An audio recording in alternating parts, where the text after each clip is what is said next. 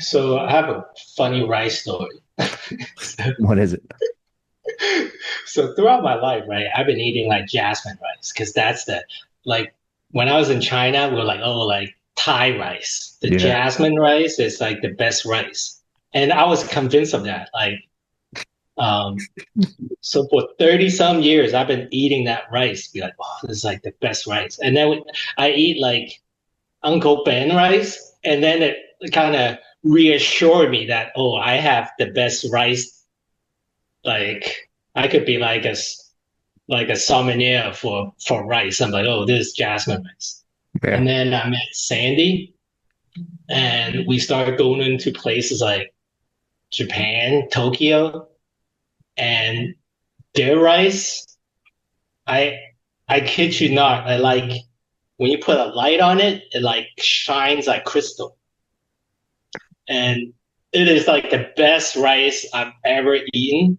And then you would ask them like, oh, like how do you get this rice? I'm like, no, we only grow this in Japan. Like they don't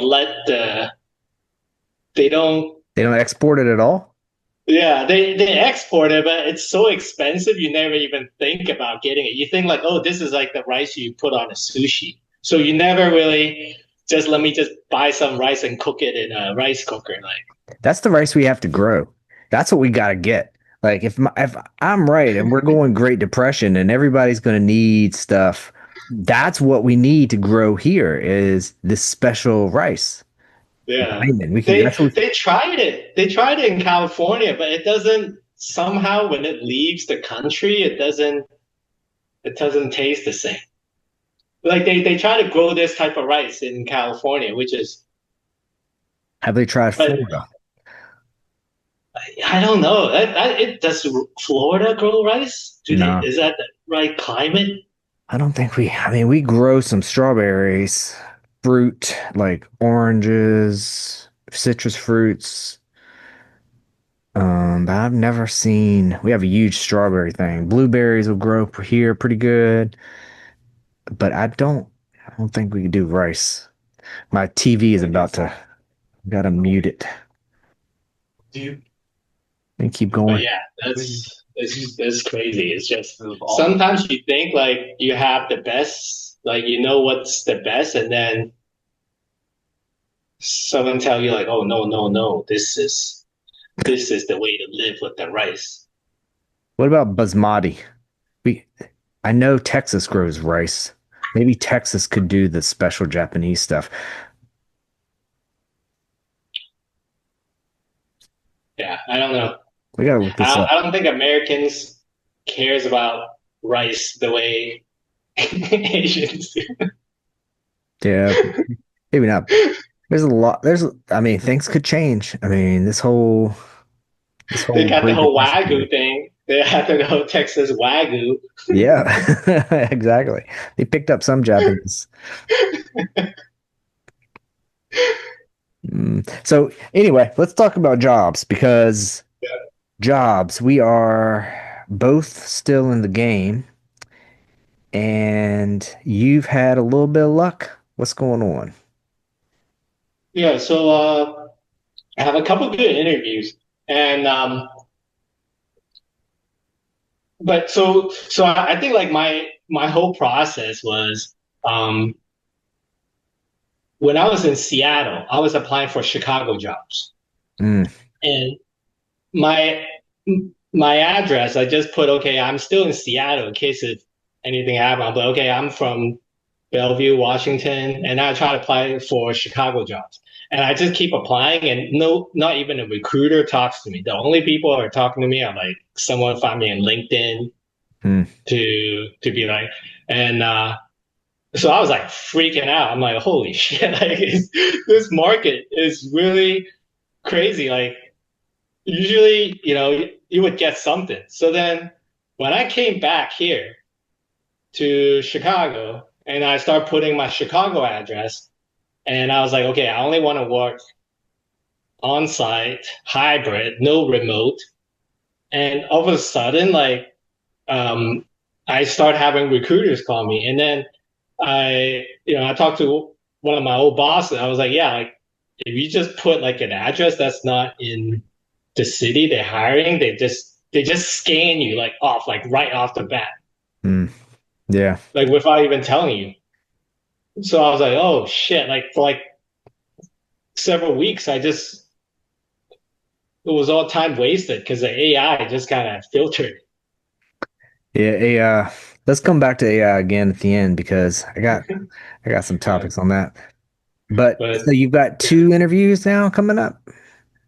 yeah, I had two good interviews, and then I have two upcoming ones. Um, yeah. So one interesting thing is I did an interview where they did an assessment, and this is related to AI again because Mm, everything is so. We're doing an assessment, and they were just asking me like multiple choice questions, and there was one section where it was kind of like Wheel of Fortune, if that makes sense. It's kind of like, okay, there are a couple blank words, and then here's some selection. You need to put these words in the right order. yeah. So it'll give you some like, it's due to blank, blank, blank. It is blank. So then you have to pick. I was like, I just completely just like bombed that because who writes sentences anymore now that you have AI? Like so like I come like that part of my brain just completely like exited, like gone.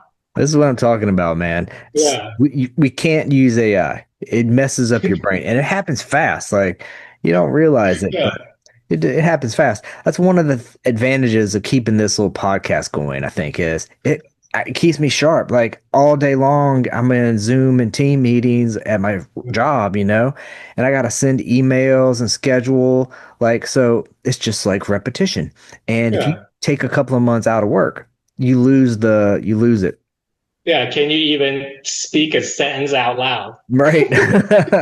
Like it's a skill to be on these calls and you've got an agenda and you're patient and you're like, okay, and you're nodding and then you get your agenda out and you get feedback and then you go on mute and it's like a pattern. So our little podcasts that we do and then when I invite other people, it's like it's good practice. So I feel like this is a win in some Yeah, cases for the jobs yeah, even more than like coding repositories. Like I've done a little bit of this. Like I started practicing on Rust because like it was a new language. I hadn't learned it. And I think I told the story where I was doing the AI data labeling. I'm still doing that, but I'm not going to commit this to a repo or come up with some project because that's not as helpful in the real world coding GitHubs, it like pointing somebody like I can point to my LinkedIn where I have like more information about what I've done in the past. I can point them to a podcast where they can see me and hear me talk and interact and get a feeling. You get a feeling when you like listen to this. But if I point you to my GitHub repo, it's just like, who's really going to read that? Yeah, I mean, like, okay, big deal. You wrote some code. that was the thing when I decided to get away from engineering. Like that really was it. Because I was like, because you left, and then I was like, okay, like if you left and Troy left, Troy, yeah. and then so I was like, okay, I have like nobody here. So then I was like, okay, let me look for a job, and then I started thinking about how they're gonna interview me. They're like, oh, they're gonna interview me of how I code, and I'm like, I have no idea how to code. Like I worked there for like 3 4 years. I have no understanding of coding, why we're coding, like and I was like, no, it just can't. This can't be the way I interview. I read an interview, and you'll be like, oh, tell me about a time when you have some conflict and you have to resolve. Like I can talk about that. You telling me to write some code like right in front of you. I'm like, like me and Mike just talk about football every Monday. Like that's what I train my skill on. Like I didn't train my skill on coding. That's funny because like I mean, this is a great topic for a whole long podcast because the interviewing practices are so bad in the tech companies for the last 20 years. It like pushed people away. And Yeah. it was on purpose, I think. Like they want a certain type of people to hire and they want to get the cheapest people they can. But in our defense spaces that we were in, it was a little different, like it was a little harder to get a clearance. So it was Yeah. already people who were willing to go the extra mile. Right. But I've gone through interviews and answered every question right, and it's still like, oh yeah, we're not sure you can do it. And I'm like, what do you mean? I just did it in like 30 minutes. You gave me an hour. I mean, I just wrote it on the whiteboard and you're not, what do you mean you're not sure? It's like so subjective and the people doing the interviews are so poorly trained at doing interviews. Like to me, that stuff was it's just a waste of time. And so now when you get in at a senior level, it's even a bigger waste of time because you get somebody who's like two steps below you asking you coding questions that, you're like, well, I already know, like, I don't Yeah. need to You figure memorize it out. stuff. Yeah, I don't need to memorize. Whatever it is, you figure it out. Right. It's Like a waste of my that's time. Right. I spent 20 years figuring out these problems every day. Like I know how the job works. The coding is like 10% yeah. of the job. Even if your job is like all-time coding, like most of Yeah. your job is talking to people, scheduling meetings, figuring out the problem space, like working in a group team, defining the requirements, and then you build it, and then you test it, and then you test it some more, and then you build it. Like the coding is already done by the time you get to actually coding. Like somebody's already solved the problem. And if you're a junior person, it's like somebody above you who solved it and told you exactly what to write. And if you're a senior person, you solve it, give them to a junior person, and then you help them if they get stuck. And none of that is on these dumb interviews at all. It's like the biggest waste of time. But you can't complain about it because the people given to test are like not the people given the interview aren't the ones to complain to. It's like an industry wide issue. I really blame Google. They had a big part of this. It was frozen for a second. No, but I completely agree with you. And here's another thought, right? Like the fact that they train and look for these particular type of people, meaning like, okay, I can do coding in front of you in 30 minutes. It added another layer of people like me that there's value in, okay, I kind of understand how that side works, and I definitely understand how the business side works. So my value is I can be the middle person and talk to the engineers and talk to the business. And people are like, oh my God, you can do that? You can actually talk to the engineers? I'm like, yeah, you just follow very specific terms to write it out. And then they're like, oh my gosh, that is good. That's Like if they can train that part from an engineer, they can do it. But now it's like, oh no, AI can now translate what engineer says. I don't buy the AI part, but it's really a great skill. You're right. Like sitting in the middle is one of the nuances. Like, and it's as you grow and mature in your craft. Like, so you can sit between engineer and business, but there's this whole other gap like I was in where it was academic research and engineer. So the engineers don't understand the research and you try to apply something that's like new and cutting edge to a hard problem, you're talking to a research scientist who's like, "Oh yeah, this works." And then the engineer's like, "This doesn't work at all." And there's a big communication gap. So sitting in those little gaps is I think people naturally go to it, like it finds their skill as they kind of problem solve through life. Like you don't always want to be the engineer, you don't always want to be the scientist. You learn a little bit of both and you're a generalist. And then as you develop this cross section of general skills, like those gaps become obvious to you, but not to other people. Yeah. And AI doesn't, there's nothing to AI. In fact, this is a good time to bring this up. Um, I don't know how long our podcast is going to be today. We'll give it a little longer. I'm going to do a solo one where I get to rant again. And I'm going to suggest that we stop saying AI. This is not a new suggestion. It's not my idea. But I saw this defense article written, and anyway, I'll go into it on the other stuff. But they asked, well, how can we get this conversation going where we get people to trust AI? And I'm like, I don't trust anything that comes out of a large language model. Like, I really don't trust anything that comes out of any statistical model. And the issue I believe a lot of people have is we talked about before, science fiction played a huge part.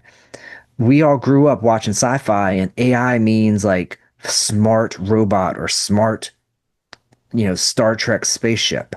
Like it means intelligence that's, like on our level. But that's not what we have. It's not what we're close to having. It's way, way away. What we have are statistical models of data. So in the case of language, you have this statistical model of words, like what word order. Like, so if you want to say, well, word order can replace me. No, man, word order can't replace me. A statistical model of what order the words come in isn't going to change me. Like it might look realistic in an email, and maybe some people find some uses in it, but it doesn't think. It can't fill the gaps. It can't problem solve. It is just a statistical model.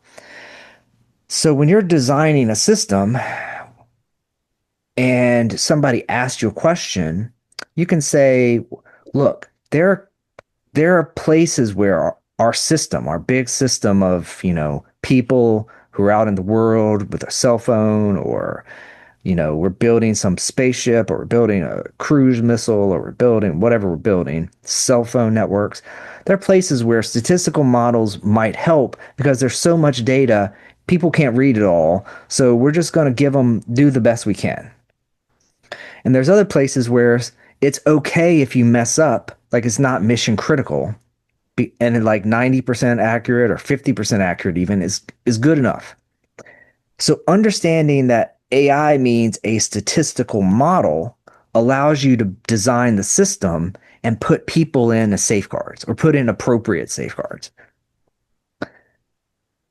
So this is one of the biggest issues I think we're still having, even though a lot of people are catching on to it. If you So anthropomorphize, it makes you think that AI can do things it can't. You call it a person. You assign it intelligence it doesn't have.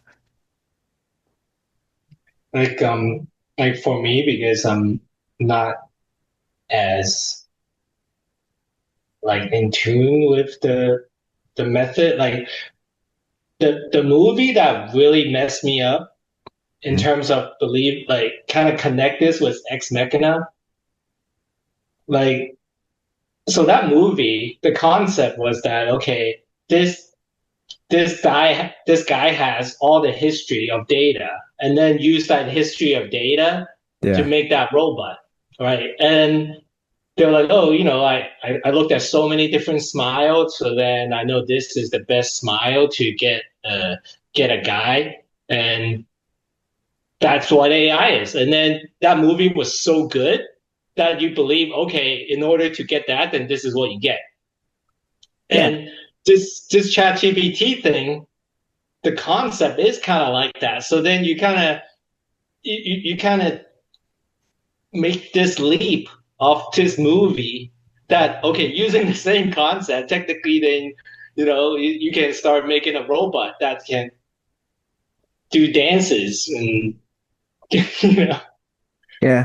I mean, I get where you're coming from. It sort of does, like the allure of it, I yeah, get it makes sense at this kind of top level. And yeah, people can definitely get excited by like the idea that you're working on that, like yeah, where you're about to use it. It's kind of fun, especially since it was, like science fiction we grew up with. yeah. But it doesn't actually work. Like taking that smile example, that's a good one.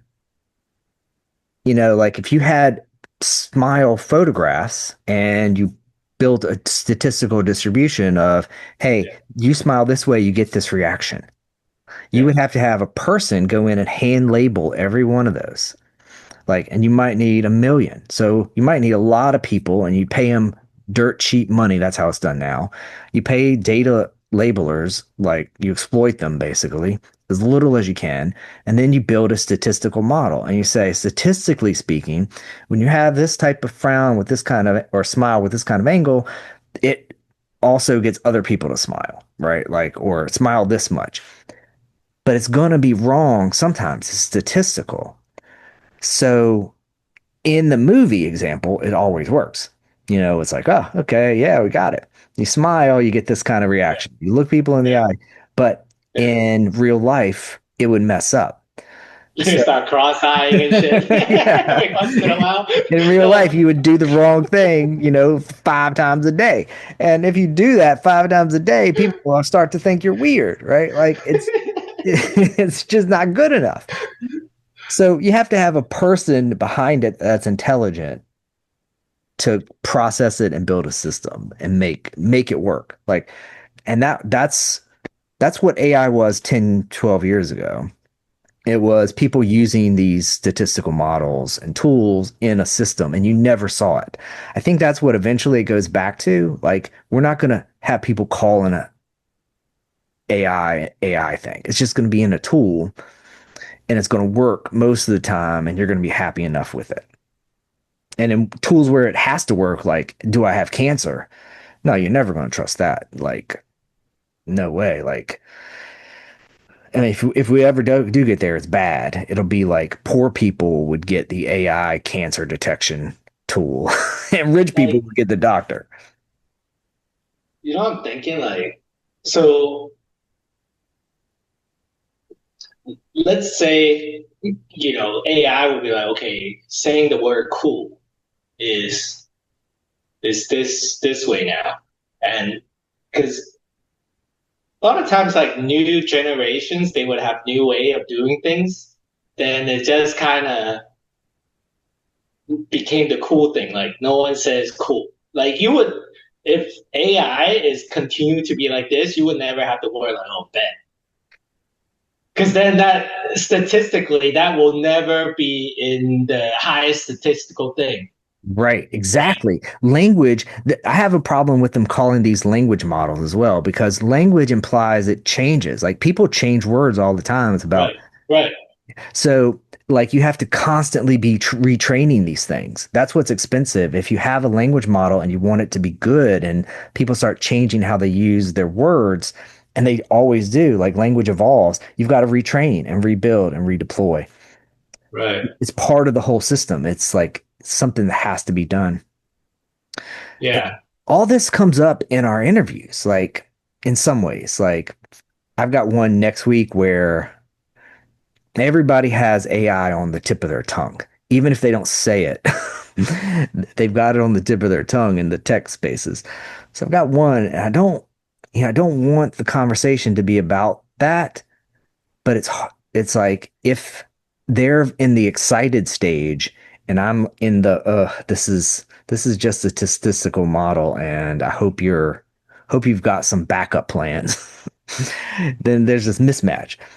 So but for me, like I, I'm careful about what jobs I apply to, even though it's a really bad market. I don't want to go through all the interview prep and then 3 months from now, I've got I applied for an AI engineer job and turned out it was like a startup company that just got the rug pulled out from under them. And I'm right back out on the prowl. Have you thought about like that on I your mean, side? if I see LLM in any of the descriptions, I just don't even apply. Like it's kind of stupid. Like I don't want to be looking into. I don't want to be spending time on it because I like to do something that I kind of believe in, right? Yeah. So, but then you ask them in interviews like, oh, like what kind of new things you're doing? Oh, yeah, we're investing a lot in AI. It's always like someone else investing because, and then you can kind of they do this thing, like oh, like grabbing it, like they kind of talk about it, where it's like Yeah. their body is like rejecting that idea that we're putting money in, but then they're saying like, oh yeah, like we're investing in AI, or oh yeah, we just hired someone who's like an expert in AI. I gotta look for that. I gotta look for the body language where you're grabbing your back of your neck. I do this thing where like I look up and to the right and like I'm pausing and I'm like I'm looking for information. And so up and to the right, when I see people do that, I'm like, they're carefully choosing their words or they're trying to pull back something from memory. But if I need time and I'm trying to stall, I do it on purpose, even though I'm not actually thinking about anything.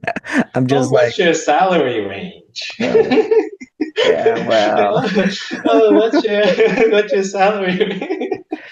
uh, but it's got to be fun doing interviews now because like they're getting great candidates. Like they're getting great candidates. Whereas the worst to me when I was giving interviews was always it's like we're not getting the right people. Not that they're bad people, but like we're not getting the right ones. Unless, like you said, AI is screwing all that up on the HR side. But Oh, it definitely is. Yeah, no doubt. like that would upset me actually. I think that would annoy me if we're like processing 2,000 applicants. You know they're good ones. No, yeah, they don't know how to. It's not like it's like nobody's fault. It's like somehow this thing came about. Like it's like a like some some Chinese family dumped like a bunch of carp in the Lake Michigan, and then they were like, "Ah, yum yum yum yum yum," start eating like everything in the lake. It's Yeah. kind of like that, but you just kind of have to deal with it all of a sudden. You're like, "Oh shit."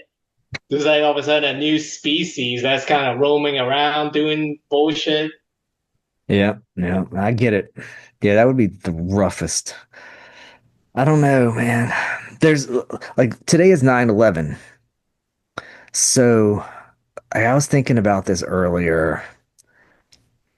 The tech world has changed so much. Like everybody our age remembers where they were. Like I was in grad school and it had a pretty big impact. Like the reason why I went into the defense world was 9/11 happened.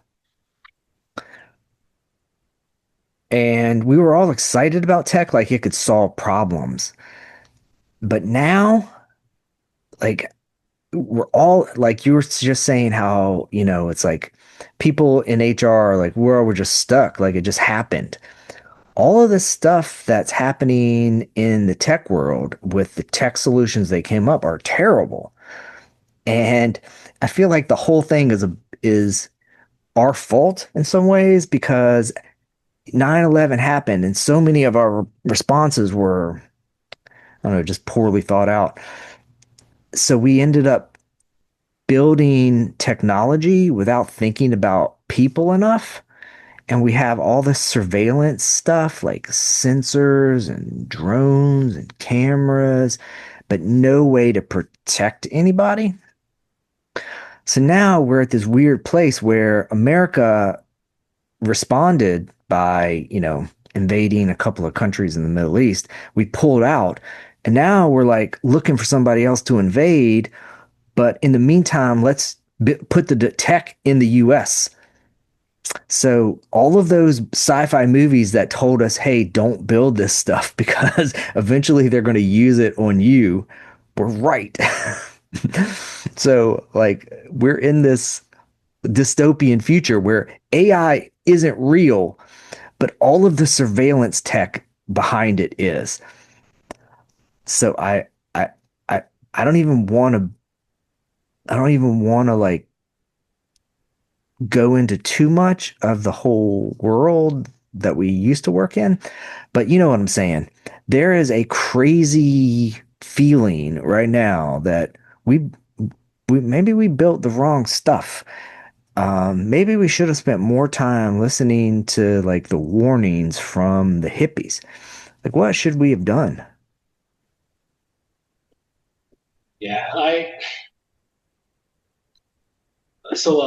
signed up. I signed up for this gym membership at like it was like a yoga down the street, and it like the yoga place looked like it could be in like White Lotus. Like I go in and then the yoga mat is set up for me. There's Yeah. like blocks already, and then there's like a sign that says, you ever go to Fogo de Chao. There's like a sign that kind of go no go, Yep. and there's a sign that says, I can you can use your hand to instruct me, or no, to I need my space. It's like it's like it's like that type of place. And I go there, and then they like the instructor first 10 minutes was talking about like, oh, this is what the treat like. Pretend yourself is the tree, and your tree you have roots and stuff like that. I'm like, like I would love to be that person's life, to not think about shit like what we just talked about, how like we've fucking have like tech, and then we're doing these surveillance, and this lady's like your trees have roots, and these roots are all the hard work you do, and I'm like we whatever we've kind of experienced in life was completely different, Yeah. right? Hmm. Right. Because we used to talk about like, did bin Laden win? I mean, we talked about this like a year or two after, things went the way they did on 9/11.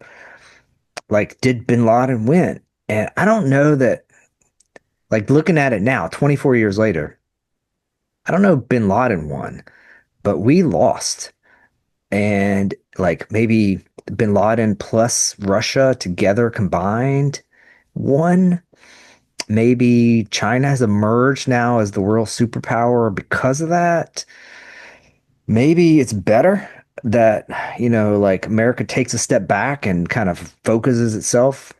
But it is so unpredictable. And that's what makes this job market weird to me because, like what you're saying, I don't, maybe should just go into like woodworking or something that's not tech is dangerous. Like the tech world is dangerous. Like there's politics in it, even when there's not politics in it, because the funding for it comes out of places where, like people are interested in surveillance. They're interested in drones. Like the pivot from Silicon Valley makes sense to Defense Department because Defense Department, we both know, they're like a giant gorilla with, $1 trillion a year to spend. So managing $1 trillion is almost impossible. It's easy to get in there and kind of get contracts and get money. So it's a dangerous Yeah, wait, that's space. a good point because I think before tech came about, right? In order to get a massive amount of money to have one or two people to say, okay, I'm going to spend this money on this. You, before, you can only do it in kings and queens and Yeah, like to make that presidents. right. Like those are the people that can make these decisions, right? But now it's different. Now you can have like a 35-year-old, like the alien Earth, some Right. That's a great some show. kid with $1 trillion and be like, I'm going to decide how how the country should be now. Yeah, it's a great show. And that's what's happening. Like we've got I used to think like the way to make that much money is drugs and sex. You can sell pharmaceuticals, you can sell cigarettes, you can sell opium, you can sell sex. That like in some way, shape, or form, not literally sex, Yeah, but yeah, it's got to be something that's addictive to make billions of yeah, dollars. And then, yeah. And they banned them. And they banned them. Yeah. yeah, Is that yeah, where you're going? yeah. Yeah, Well, because they're like, oh no, you're making too much money than me. right, exactly. But the tech world got away with it. Like they made addictive technology, and they still are because ChatGPT is kind of addictive. And they sold it like a drug, and they sell ads, so it kind of flew under the radar until they amassed so much wealth, they got to it was too late.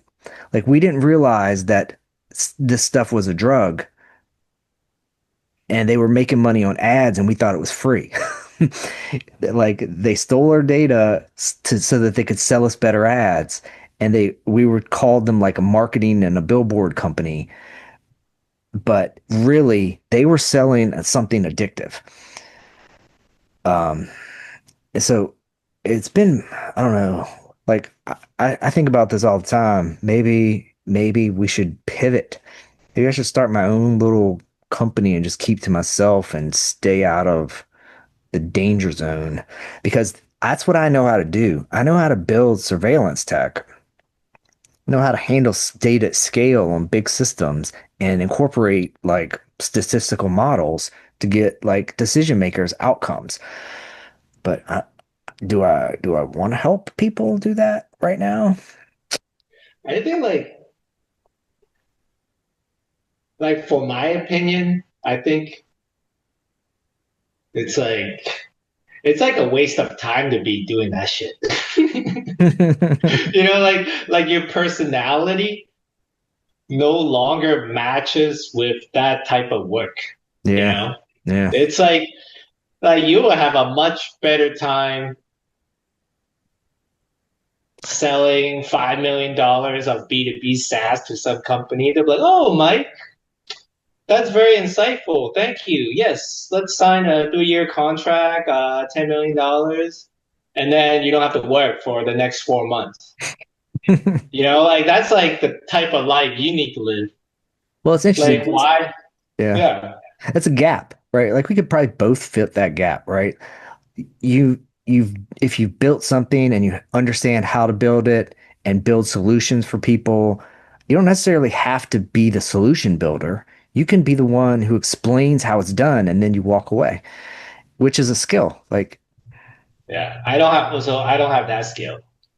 I'm never good at selling. Like I worked at CompUSA and I didn't sell any like extended warranties ever. Like people would sell extended warranties like it's nobody's business. Like for me, it was like, would you like some extended warranty? No, okay. But I feel like you could. Like you could do it.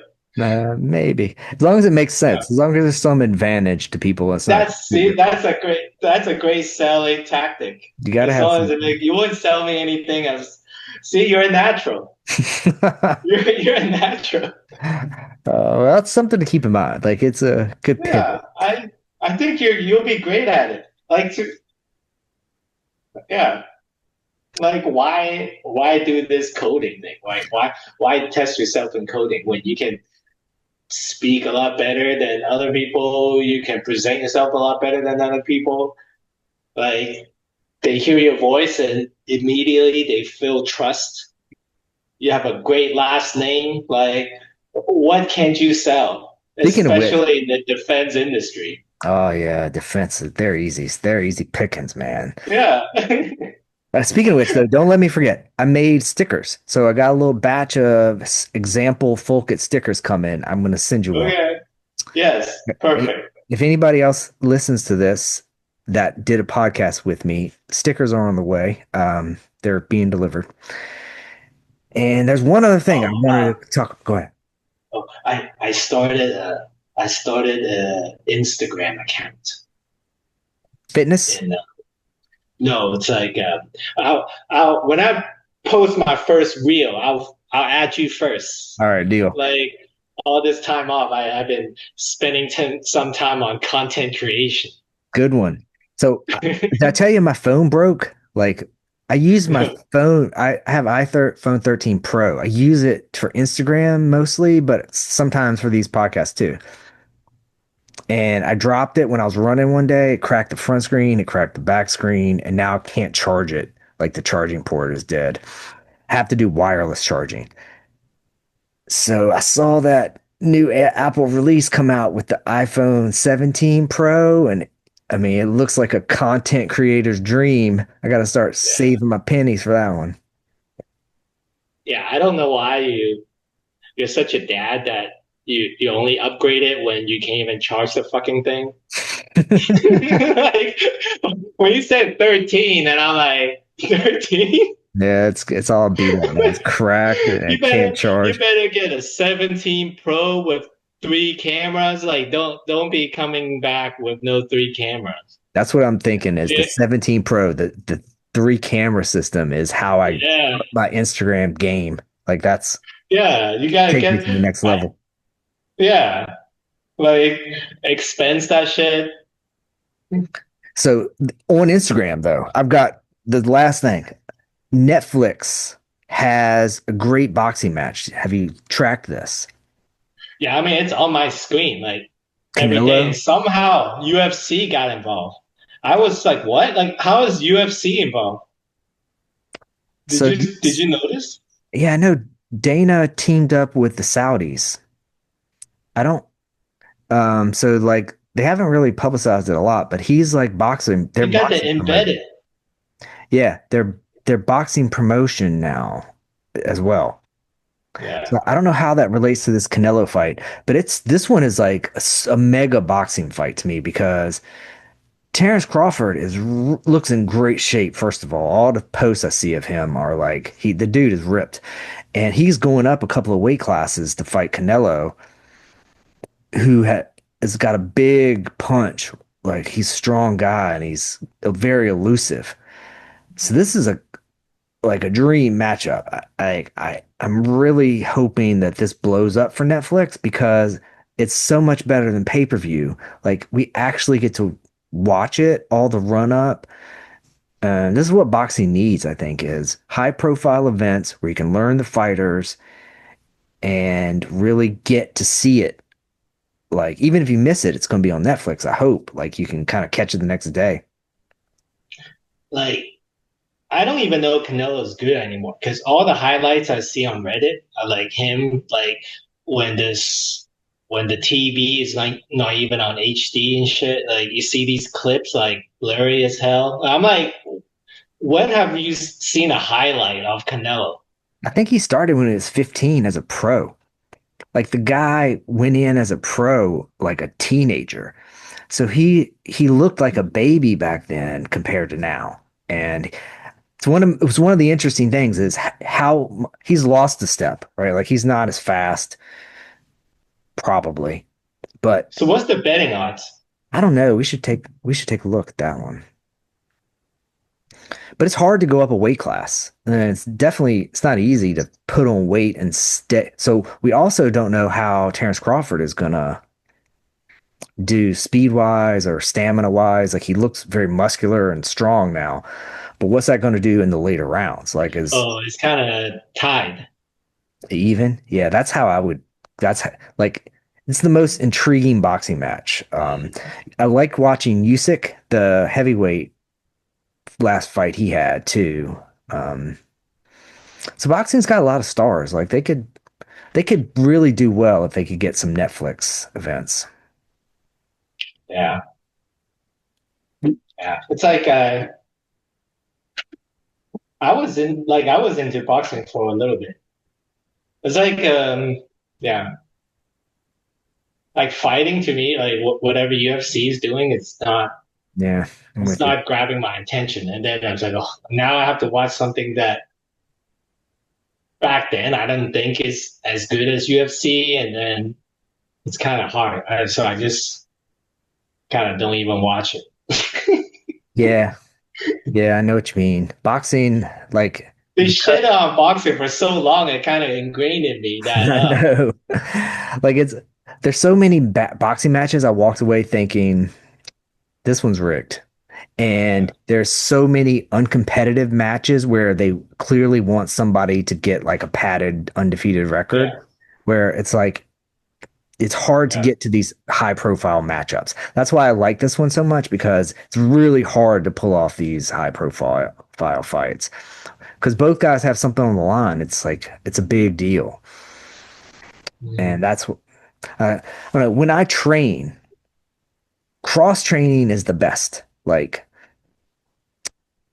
doing multiple types of activities, I think, is better for you physically. So to stay in shape, kicking, punching together combined, plus the road work like a boxer does, and the jumping rope and lifting weights, all add up to like you can stay in really good shape. Um, Flexibility, you need flexibility, especially for the kickboxing part. Any kind of martial arts work. The ground game stuff is also good. You know, it's like physical in a different way. It's a little bit more like anaerobic.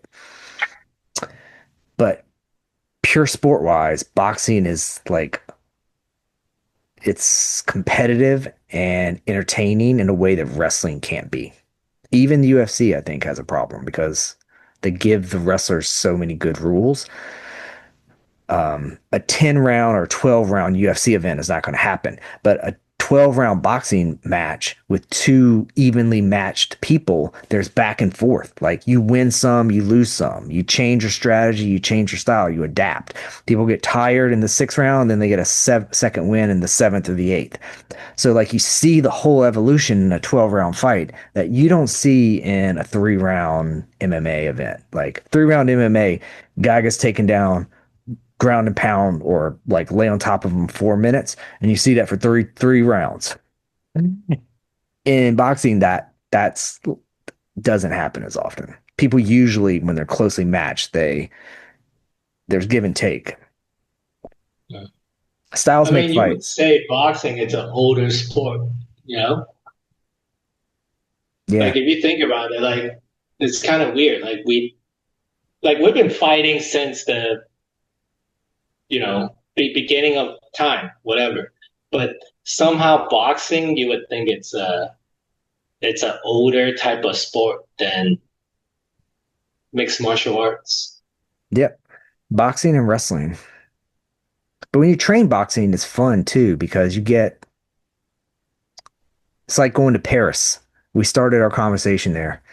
It's like you Yeah, go to Paris and the people have been doing this for thousands of years, eating this food. yeah, And yeah, boxing is the science of boxing has evolved over a long time. yeah. Like it kind of like they've been fighting like this for like a couple hundred years, and then all of a sudden they're like, oh no, this is so it's been through a lot. Like it, I felt like it as a sport, it definitely like it's more refined. You Yeah. know, Yeah. I'm sure they kind of thought about, hey, how about we start kicking each other? And then they, and then they're like, no, this is not cool because you don't get to wear shoes, like, and then they got rid of it, right? Yeah. And Yeah, then exactly. it's not like they never tried doing that. Right. Like it wasn't a new idea that you're allowed to tackle people. Yeah. Like everybody thought of that a long time ago. UFC did not invent you can tackle a guy. Like there was a That's reason why right. there's a reason why they stuck with boxing standing up and they picked the right Hey, don't hit round. in the nuts. Yeah, Yeah, like right. someone must have just cracked someone right in the nuts and they're like, okay, this is not entertaining. Yeah. So And don't eye gouge. So put on a fucking glove so you don't just eye gouge or people. break your hand, right? You don't want to Yeah. because if you break your hand, the fight's basically over. You can't punch with that hand good. So yeah, a lot of these rules, man, they make a better sport as opposed to Yeah. like a fight. It's a sport. Yeah. We should do is I don't know when that comes on, but we should I want to do a live stream one time. Okay. Not this one if we can't work it out. Like it should be cool. Like I'm in movie room. I could run the fight right behind me. Like you can't see it, but Yeah. on the screen right behind me. Okay. And Yeah. YouTube lets you do live streaming. We just can't Okay. live stream the actual fight, I think. Yeah. Anyway, Yeah. You should record it. Record it, and then we can put the highlights. Like have it time synced. yeah, that's a good one. We can talk about it, yeah, after.